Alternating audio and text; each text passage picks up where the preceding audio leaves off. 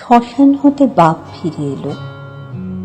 তখন 60 বছরের ছেলেটি, গা খোলা, গলায় সোনার তাবিজ, একলা গলির উপরকার জানলার ধারে। কি ভাবছে তা সে আপনি জানে না। সকালের রৌদ্র সামনের বাড়ির নিম গাছটির আগডালে দেখা দিয়েছে।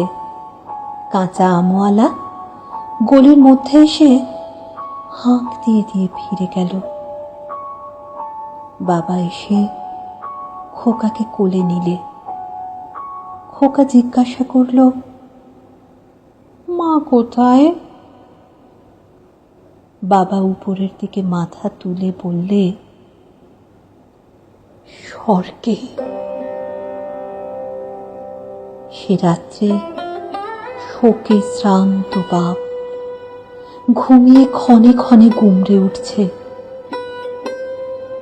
দুয়ারে লণ্ঠনের মিটমিটে আলো, দেয়ালের গায়ে এক জোড়া টিকটিকি, সামনে খোলা ছাদ। কখন খোকা সেইখানে এসে দাঁড়ালো। চারিদিকে আলো নেবানো বাড়িগুলো যেন দৈত্যপুরীর পাহারাওয়ালা দাঁড়িয়ে দাঁড়িয়ে ঘুমোচ্ছে।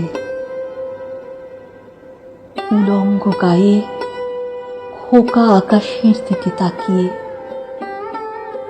তার দিশাহারা মন কাকে জিজ্ঞাসা করছে, কোথায় স্বর্গের রাস্তা? আকাশে তার কোনো সাড়া নেই, কেবল তারায় তারায় বোবা অন্ধকারের চোখের জল।